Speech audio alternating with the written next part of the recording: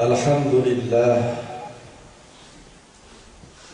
لله رب العالمين والعاقبة للمتقين والصلاة والسلام على أشرف الأنبياء والمرسلين وعلى آله وأصحابه أجمعين. أما بعد، السلام علیکم و رحمت الله و برکاته. محترم جماعت، همه شما را اولا با فرارسی سید روزها روز جمعه تبریک و تهنیت گفته، برای هر یک شما و خاندان شما از درگاه خداوند مهربان صحت و سلامتی، عمری پربرکت و خوشی‌های زندگی، توفیق و هدایت در راه خدا و عبادت خدا و سعادتمندی آخرت را آرزو میکنم و دعا میکنم که خداوند در برابر اسبه آبادی دنیا دویدن و ما و شما توفیق دهد، غیرت دهد که آبادی آخرت را فراموش نکنیم و توشه خود را برای این سفر دور و دراز آماده کرده باشیم. اعوذ بالله من الشیطان الرجیم.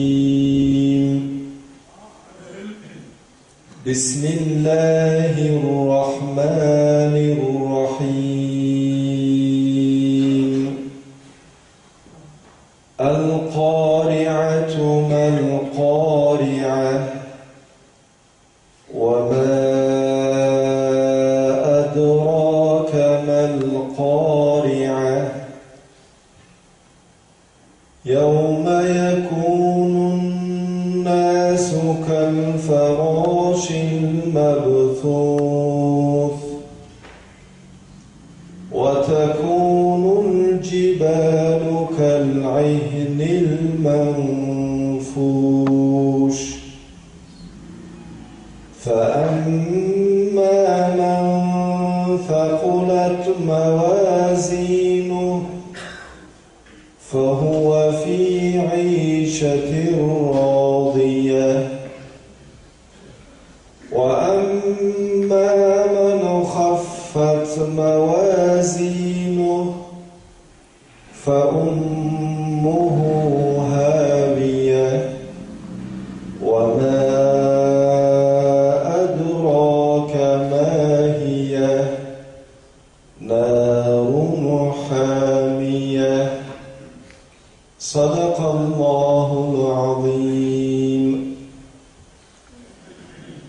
این بود یکی از سوره های کوتاه قرآن با نام قارعه که من باور دارم انشاءالله همه شما یا اکثر شما این سوره را از یاد می‌دانید.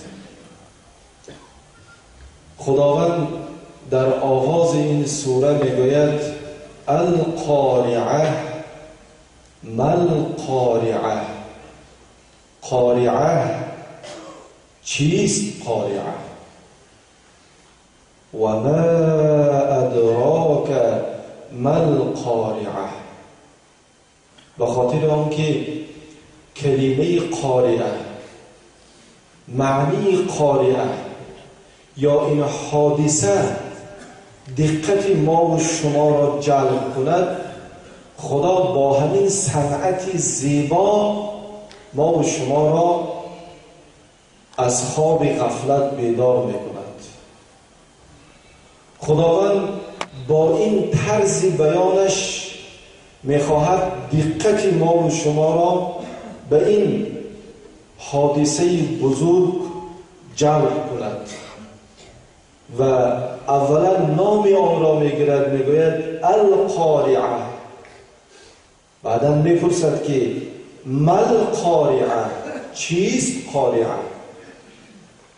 و از بس که قارعه یک حادثه بزرگی است، باز هم به شکل دیگر میگوید و ما ادراک مل قارعه، یعنی تو ای انسان از کجا میدانی که قارعه چیست؟ قارعه چه حادثه بزرگی است، قارعه چه حادثه دهشتناکی است، تو از کجا میدانی این انسان؟ معنی قارعه کوبنده است، یعنی قارعه قلب هر یک بنده مومن را میکوبد، تق تق میزند. شما تصور کنید اگر در کوچه کدام از ما و شما یگان حادثه روی دهد، اگر همه ما و شما دویده بیرون میبراییم، اگر یگان بلا و آفتی باشد حرکت میکنیم که به طرف خانه ما راه نکشاید.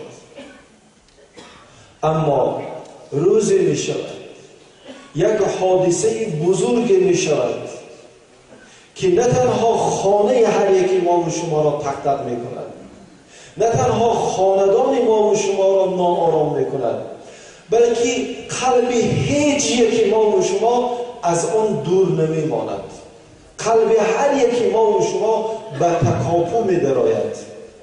همه ما و شما از دهشت آن حادثه به حیرت می‌افتیم و بزرگی و دهشت آن روز همین قدر بزرگ است و همین قدر حادثه های دهشتناک می شود که از بسیاری و از نهایت پر دهشت بودنش ما و شما حاضر آن را تصور کرده نمی توانیم.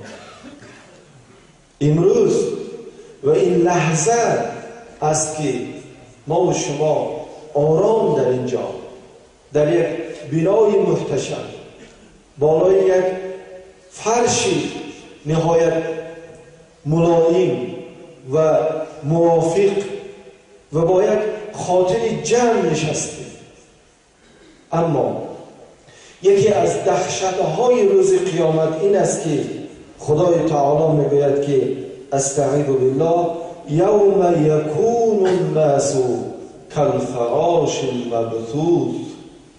روز قیامت آن روزی که قلب‌های هر کس را به لرزه می‌درآورد، یکی از حادثه‌های پردهشت روز قیامت این است که همین انسان‌هایی که با یک آرامی، با یک خاطر جمع در این دنیا، در خانه‌های خود یا در مسجدهای خود یا در جای دیگر به آرامی می‌نشستند و به آرامی راه می‌رفتند و به آرامی استراحت می‌کردند، در آن روز احوال این انسان‌ها را خدا بیان می‌کند که یوم یکون الناس کالفراش المبثوث. روز قیامت روزی است که دیگر انسان‌ها مثل ملخ‌ها بالای همدیگر چخیل جست و خیز می‌کنند، از حیرانی، از دهشت و از بسیاری.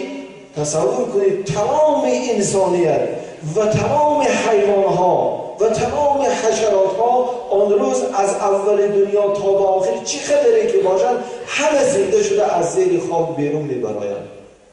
مثل که فصل بهار از زمین علف زیک سبزیده می‌برآید، تمام جاندارها و در بین آنها همه ما و شما انسان‌ها هم همین خیلی از زمین سبزیده می‌برآییم. از بسیاری و از دهشت و از حیرانی و مانند ملخی که یگام تش به نگاه نمی کند، کدامش کدام طرف به جست و خیز کرده کجا رفتنش در تاریکی نمی داند، انسانیت هم آن روز به همین احوال گرفتار می شود. این آرامی، این نماز جمعه، این امر معروف گوش کردن و این با طهارت و با خاطر جمع پروردگار خود را عبادت کردن امروز برای ما و شما غنیمت است.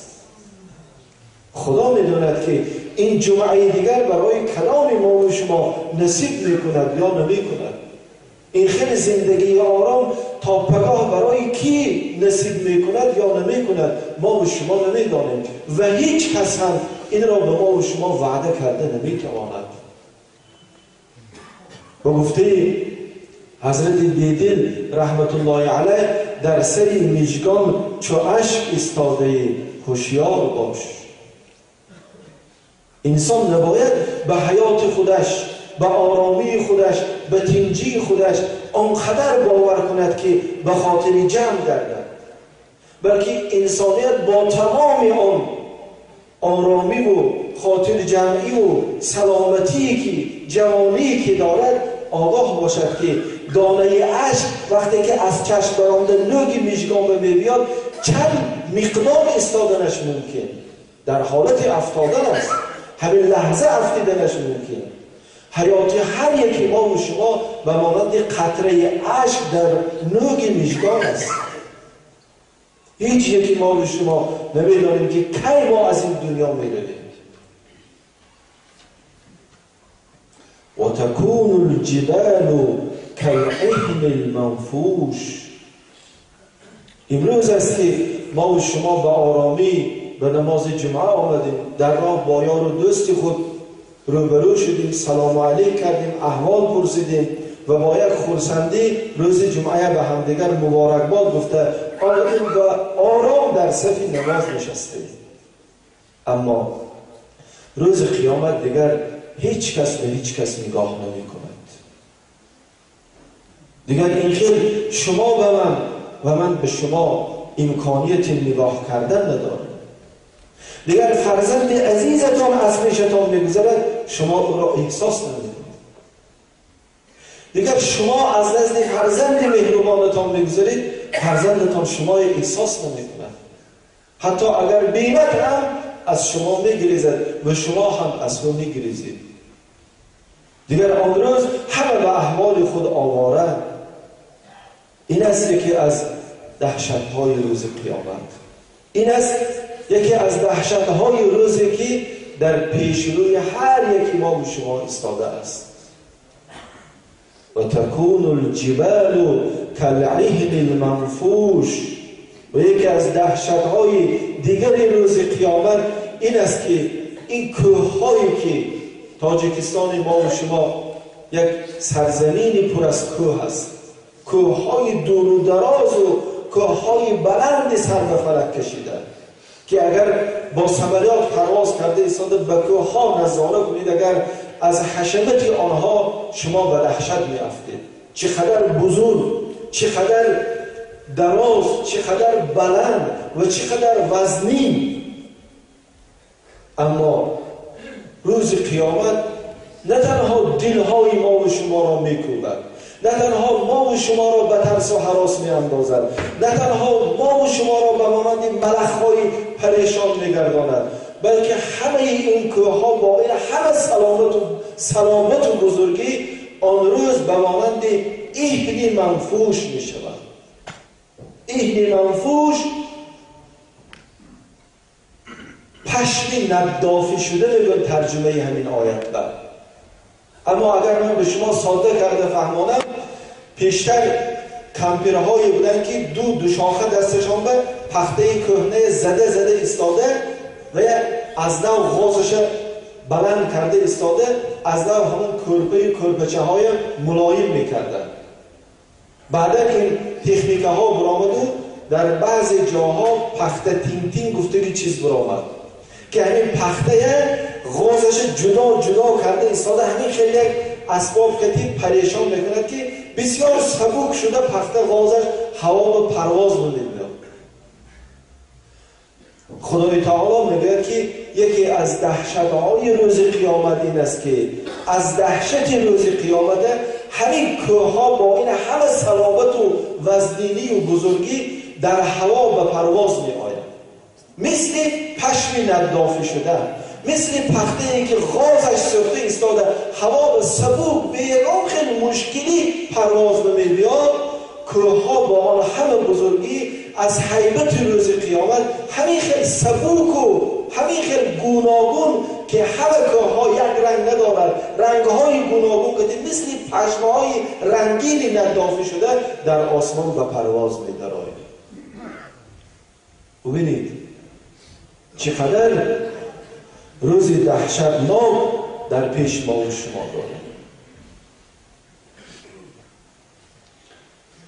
فاما من ثقلت موازینه، همان روز همه بنده های خدای تعالی اعمالشان به دو تقسیم میکنند، نیکش یک طرف، بدش یک طرف. و ترازویی که ما به آن ایمان داریم در روز قیامت گذاشته می شود. خب حقیقت ترازو چگونه است، چه خیل است، این بهتر خدا می داند. اما چون خدا گفته است و پیغمبر گفته است و ما لا اله الا الله محمد رسول الله میگوییم، به این چیز باید به یگان ذره شبهه ایمان و باور داشته باشیم. خدای تعالی اعمال ما و شما را به دو تقسیم میکند، نیکش در پهلوی ترازی و بدش در پهلوی دیگری ترازو میماند و بر میکشد. پس کسی که اعمال نیکی او با ایمان یک جایه باشد اگر فهو فی عیشة راضیه، پس این بنده ای که با ایمان رفته و اعمال نیکش وزنی کرد، او در یک زندگی صاحب می شود که راضیه، یعنی از آن زندگی بسیار خوشنود و راضی است. که البته این چنین زندگی در جنت همیشه بهار جاودان است. همون زندگی آرام، همون خوشبختی، همون سعادتی که انسان بیچاره اکثرا میخواهد در همین دنیا آن را برپا کند، ولی کسی به این مقصدش رسیده و نرسیده همه این دنیا را ترک میکند. خیلی کوتاه است عمر این دنیا. و اما من خفت موازینه، اما اگر کسی که به ایمان رفته باشد یا با ایمان رفته باشد و اعمالی بدی او وزنینی کند، اعمال نیکش سبوکی کند، کمی کند و خدا گناههای او را، اعمال بدش را مغفرت نکند، نبخشد، فامه هاویه، پس مادری او هاویه است. چرا مادری او هاویه؟ زیرا انسان وقتی که در حالتهای ناگوار می افتد، به زبان عادی خود ما گوییم انسان ناخواست طبیعی فطرتاً از زبانش میبرد بوه جان، آیه جان، آچه جان. خصوص اگر در سن خردسالی باشد، حتی در حالت این سختم شخصی که به سن سالی کامل رسیده باشد که ناخواست از دهانش بوه جان میبراید، آچه جان میگوید و خود را حرکت میکند پستر به آغوش مادرش رساند، چون مادرش با تمام محبت او را به آغوش خود میگیرد. اما انسانی که آن روز اعمالی بدش وزنی میکند و نیکش کم باشد، پس مادری که آغوشش را گشاده او را به بغل خودش زیر میکند چی است؟ آن روز حاویه است. عذاب میبیند. مادر جان بود و خودش میپفتاد که مادری او حاویه است. مادر مهربان او را با آغوش نمیگیرد. بچه جانم تو به چی شد نمیگو، نترس نمیگو، زیرا حاویه او را با آغوش میگیرد. اما حاویه چیست؟ و ما ادراک ما هی، هی انسان نادان تو از کجا میدانه که حاویه چیست؟ حاویه یک چخوریه میگوید. اگر شما پریوال که دوشنبه به سفر کرده باشید یا به یک عقبه دیگر یک جا سفر کرده باشید، شما دیدید که چقدر چخوری ها است در راه. آن را عرب ها حاویه میگوید. انسانی که اعمال بدی او وزنینی کند زیاد شود، اگر مادری او، آغوش مادری او برای او آن روز حاویه میشود. باز این چقوری‌های مثل چقوری‌های مانه که تگش آب باشد یا هم تو یک علفزار باشد یا اینکه اقلا سنگلاخ باشد. نارون حامیه، حاویه‌ای که بنده اعمال بدش زیاد آمده را به آغوش میگیرد و او را در بغلش زیر میکند و دیگر از او خلاص شده نمیتواند. آتش حامیه است، آتش سوزان است. پس امروز و این آرامی و این عمر و این حیات و این عقل و فراست و این امر معروف و این نهی منکر و این مسجد و این عبادت ها همه برای ما و شما برادران عزیز غنیمت است. هر کس هرچی قدر میتواند اعمال نیکش را زیاد کند تا فردا پهلوی ترازی اعمال نیکش وزنینی کند و خداوند او را از آتش سوزان دوزخ نجات دهد. بنابراین پیغمبر خدا صلی الله علیه و سلم در حدیثی که هفته گذشته آغاز کرده بودیم به روایت ابو سعید رضی الله عنه که گفتند روزی رسول خدا صلی الله علیه و سلم برای نماز به مسجد برآمدند که آنهایی که پیشتر آمده نشسته بودند همه یک نقلهای عجیبی میکردن از حیات خودشانو ذوق کرده ایستاده میخندیدن که پیغمبر دیدن که نهایت در حالت غفلت از حد زیاد خرسند و خنده دارند و پیغمبر صلی الله علیه وسلم این حالت غفلت زدگی یاراشان معقول نشد و گفتند که اگر شما شکننده این لذت ها را یاد میکردید شما از این حالت خودتان بیرون میرفتید، این خیلی غافلانه خنده و خرسندی نمی کردید و اون چیزی که از این لذت ها ما و شما را چند لحظه دور میکند و آن ساعت ها و آن روزهایی که بعضا نهایت به خنده و شادی و غفلت گرفتار میشویم چرا به خاطر بیاریم که این لذت ها باید شکسته شود؟ نباید اینقدر ما و شما غفلت زده شدیم. گفتن الموت، مرگ را به خاطر بیار. چرا اینقدر خرسند هستی؟ با این پولی که داریم، با این منصبی که داریم، با این لحظه های خوشی که داریم، چرا اینقدر خرسند هستید؟ مگر دیگر حادثه در پیش ندارید؟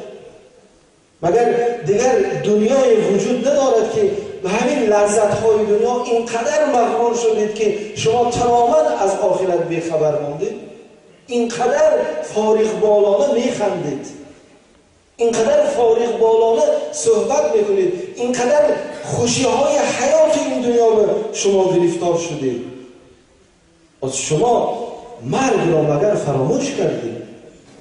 کی است که از مرگ نجات یابد؟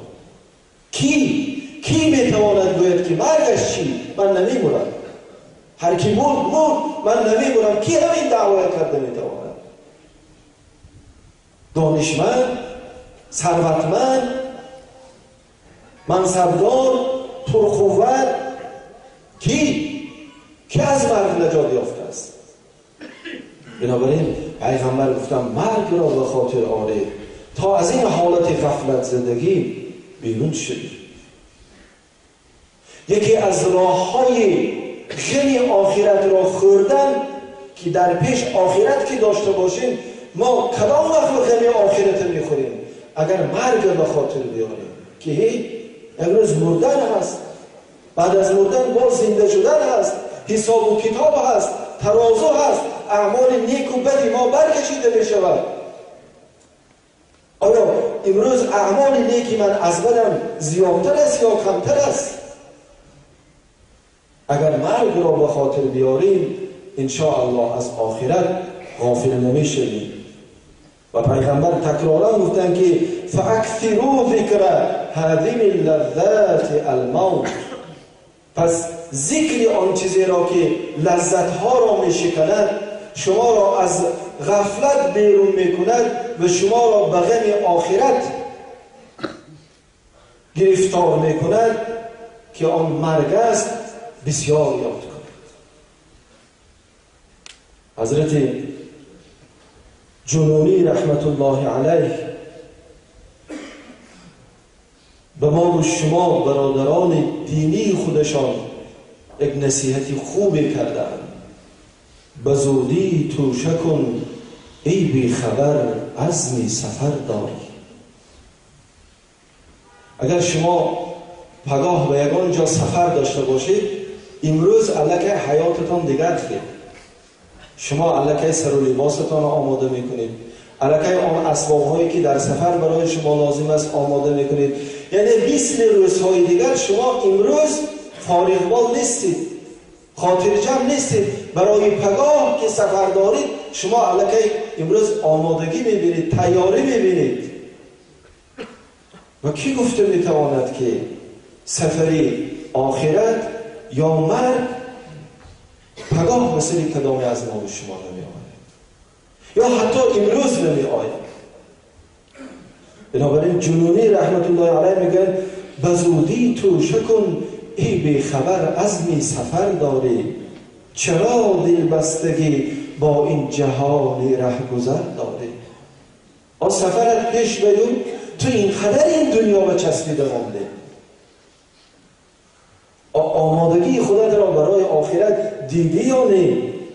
که آخر سر به بالینی و جان در چنگ عزراییل، نفس در غرغره پیچیده خونم در جگر داری. میداری پول میگویی، چیز میگویی، زن میگویی، فرزند میگویی، خانه میگویی، ماشین میگویی، توی میگویی، خیالت که خانت بود شد، ماشینت خوب شد، توی کردی، همه خانت بود شد. چنگ عزراییل به اخیر می افتی.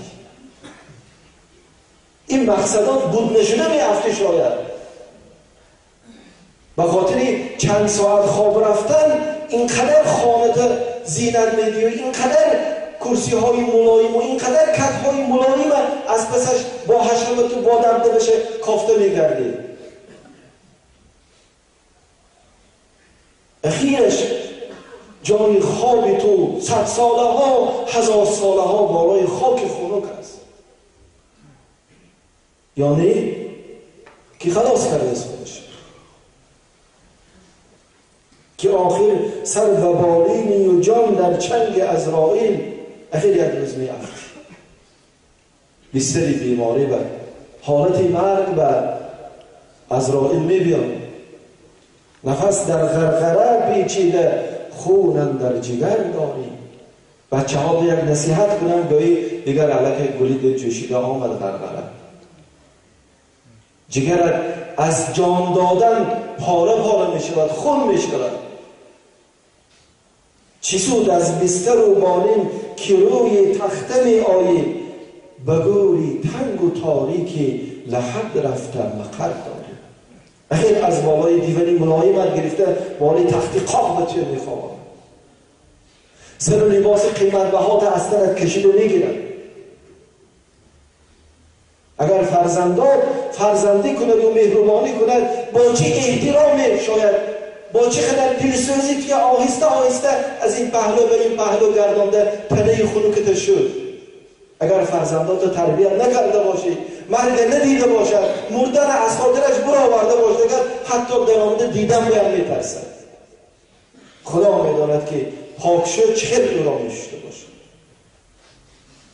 زیرا او مثل تو فرزندش نیستی که، پدرش نیستی که با یک احتیاط شد. علیه شخصی بیگانه است، حتما احتیاط میکنند، اما مثل فرزند نیست. فرزندهای تربیه کنیم، اقلا جسدان مای خداشان ششته توانند. بگوری تنگ و تاریکی لحد رفته مقر داری.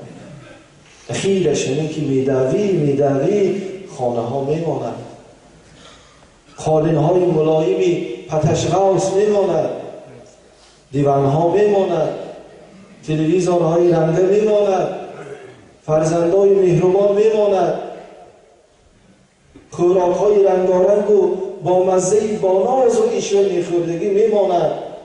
خاک خدا که لحظه و عجز خیش این مشتی غباری خسته خاک شو. اینقدر مغروری. خب امروز وزیر هستی، شاید امروز رئیس هستی، امروز ثروتمند هستی، امروز دست و بازوی پرقوت داری، لیکن تو آیا دعوا کرده میتونی که من همین خیلی باقی میمونم؟ من نمیمونم، من گربه نمیرم، من خاکی خدا به نمیرم. هیچ کس جوره که بانی من به خاک پاشیده ندارم. نمیتونه. پرقوتترین انسان هم باشی در 10 دقیقه یک ماشین خاک بالا بمید تیپ کرده میمانم. وزیری از تو کارگرات لرزیده می ایستادگی هم باشی، همون کارگرات برکتی بالای که پر میکنن خاک.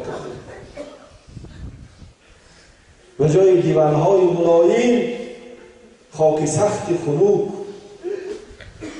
اگر آن هم نصیب کند، اگر در هوا در طیاره نابود نشدی، اگر در پاییز کشیده نیست نابود نشدی، اگر جسدت را یابد نصیب نکند.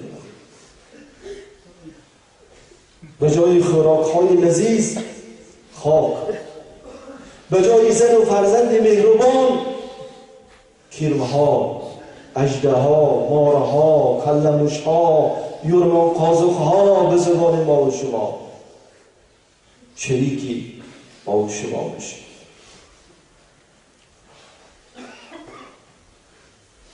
تا کی مغرور میگردید؟ تا کی پولت بر جوانیت و قوتت و قدرتت و منصبت و تکیه میکنی؟ خیال میکنی نمیگوری؟ خیال میکنی که گر نمیکنه؟ خیال میکنی که بانیت با خاک نمیچاشن؟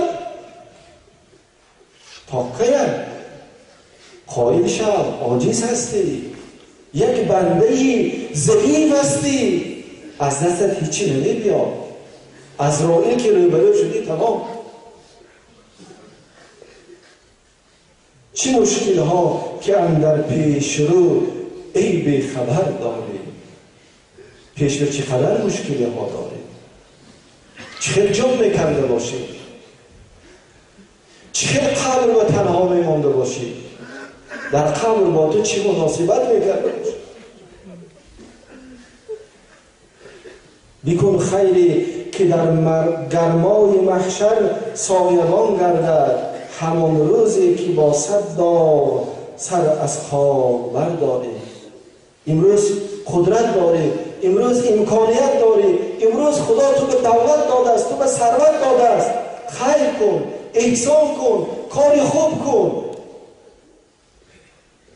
زیرا اینکه فردا این خیر و احسان و این اعمال نیکی تو در صحرای قیامت، در آن صحرای پر از دهشت بالای سری تو سایبان می شود، تو را نگهبان می شود. همان روزی که با 100 دار، با 100,000 درد و علم از خواب بیدار می شوی. واه، چرا نماز نخوانده بودم؟ چرا خدا پول داد زکات ندادم؟ چرا سلامتیم خوب بود و بهانه کرده روزه نداشتم؟ چرا امکانیت مسجد رفتن داشتم نرفتم؟ چرا فرزندان تعلیم نماز نکردم؟ چرا بچه ها قرآن نخواندم که بعد از من 2-3 آیت خوانده حق من به دعای خیر میکرد؟ چرا دختران تعلیمی آداب و اخلاق اسلامی نکردم؟ هزاران درد و علم. چرا خدا اینقدر ثروت داد و اقلا زکات ندادم؟ 2.5 فاری زندگی چرا ندادم؟ پگاه انسان با این درد و علم ها از خواب زنده شده میخیزد. پیش از آن که این روز به سر ما آید، پس امروز باید ما و شما این حیات غنیمت دانیم تا آن روز پشیمانی ما و شما کمتر باشه. ز دیوانی لحد آید به دستت نامه اعمال، ز وهمی دادن از سوی چپ و هر سو نظر داری. از زیر خاک سرت برداشته میخیزی که نامه اعمال داداسیان هر کس به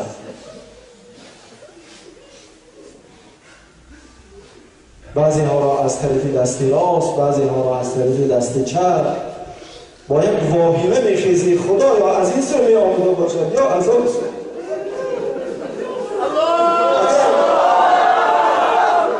اگر همون لحظه نام اعمال از طرف راست آمد مبارک باشد، اگر از چپ با خدا نگه دارد.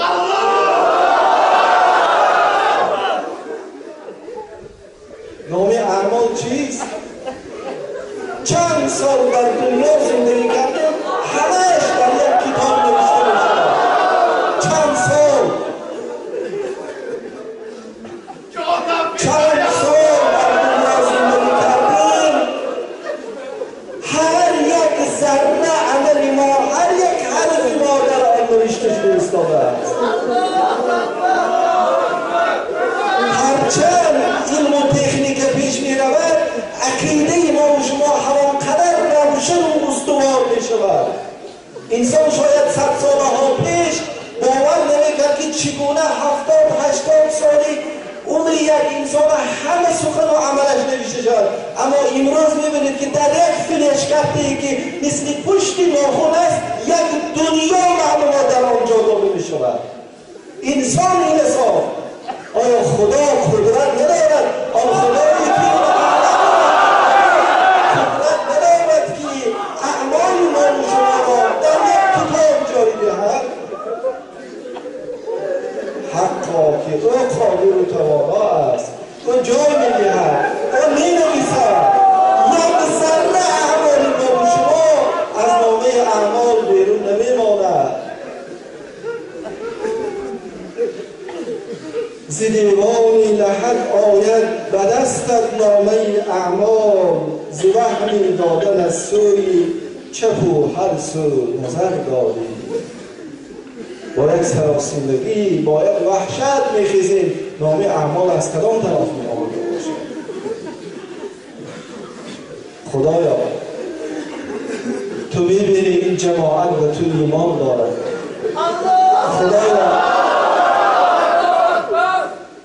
خدایا تو دیده ایستاده ای که این جماعت از ترس قیامت تو عشق می‌ریزد.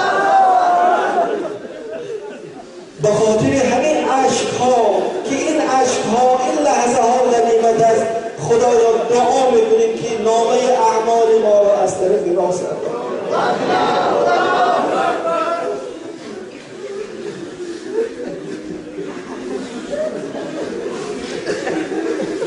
هر قدر میتوانید گریه کنید، زیرا این لحظه ها هر وقت به ما و شما دست نمیدهد. هر قدر کوشش کنید که برای خدا، برای ترس خدا یک بار گریه کنم، برای شما امکان نمیدهد.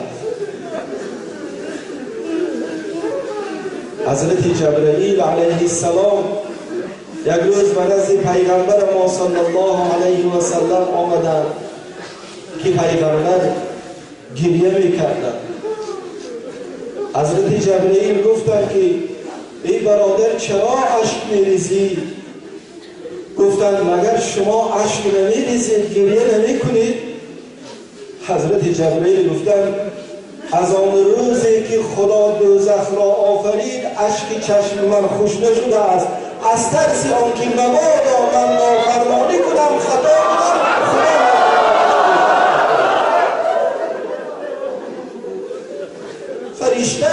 فرشته که هیچگاه خطا نمی کند، بزرگترین فرشته جبرائیل علیه السلام تمام وحی الهی را به پیغمبرهای برحق آورده. یک نیجه زدن وقت هیچگاه از امر خدا بیرون نرفت. گفت گفتند که ای برادر از آن روزی که خدا دوزخ را آفرید اشک چشمان من خوش نشده است از ترس آنکه مبادا خدا مرا به آتش دوزخ نبرد. حالا که برای فرشته در دوزخ رفتن نیست، این برای ما است فقط که اگر نیک باشیم جنت، اگر نه نعوذ بالله همون دوزخ است.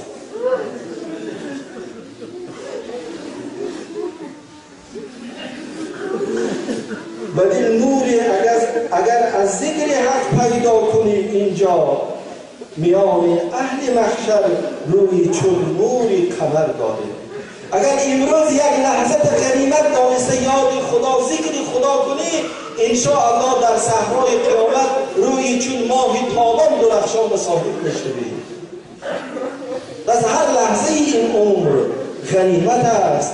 با یاد خدا، با عبادت خدا، در راه خدا باشیم. از ترس خدا، از ترس قیامت، از ترس دوزخ چقدر میتوانیم اشک ریزیم اگر امکان شد. تا آن روز خداوند روی نورانی، روی درخشان برای ما و شما نصیب کند. برای خود چرا داری بنای خانه رنگین، مکانی خوابگه ای بی خبر جای دیگر داری. باز هم میگویم برادران عزیز که شریعت ما و شما هیچگاه به ما و شما خانه ساختن، شرایط خوبی زندگی کردن من نکرده است. شهر آباد کردن، وطن آباد کردن من نکرده است. لیکن شریعت ما میگه که آباد کن اما آخرت را فراموش نکن. این همش میگذرد. اینها یک روز همه به زمین یکسان میشود. برای این شده مبادا آخرت را به زمین یکسان نکنی. اسلام این را میگوید. جنونی گر بفردا جلوه دیدار میخواهی. خدا رحمت کند حضرت جنونی، چقدر نصیحت خوب کردن، چقدر بزرگان ما و شما هستند که سخنهایشان ما و شما رو میگریاند. این نشانه آن است که آنها بنده های محبوب خدا بودند، آنها دوستان خدا بودند، آنها راه حق را یافتگی انسان ها بودند. آنها نه تنها غمی خودشان بلکه دیوان نوشتند.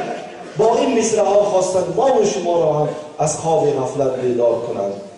گرچه خودشان به خطاب میکنند، این به ما و شما هم خطاب است که میگن جنونی گر بفردا جلوه دیدار میخواهی، دو دیدار دائما از اشتیاق دوست تر داری. اگر تو مشتاقی به دیدار پروردگار رسیدن باشی، پروردگارم من یک بار دیدم، او چگونه خدای بزرگ و مهربان است. اگر این آرزوی داشته باشی امروز گریه کن، امروز اشک ریز، فردا خدا خواهد این چشمت که دی خدای میبینی. فردا انشاءالله چشمی که از ترس خدا اشک ریخته باشد دعا میکنیم که به دیدار زیبای خودش مشرف گرداند. اما دوام حدیث که خیلی دراز بود باز هم باقی ماند که پیغمبر در دوام سخنهایشان در این حدیث مبارک چی نصیحت ها کردن. انشاءالله دعا میکنم که خدا هفته دیگر به ما و شما این روز را و این عمر را و این آرامی را نصیب گرداند و باز هم از سخنهای گوهربار پیغمبر گرامی صلی الله علیه و سلم ما و شما بهره ور باشیم. چند دقیقه که وقت شما رو زیادتر گرفتم به خاطر به پایان رسانیدن غزل حضرت جنونی حضور میخواهم. گرداند به چین مقصد و مرام نیکی که داشته باشند برآورده خیر گرداند و خداوند سعادت آخرت را به همه ما و شما نصیب کند. بعد از ادای نماز جمعه نماز جنازه هست از گذری گنبد عائله امکی تقی الدین انشاءالله پراکنده نمیشوید، نماز جنازه نکنیم، بعد انشاءالله هر کس به هر طرف که لازم باشد میرود.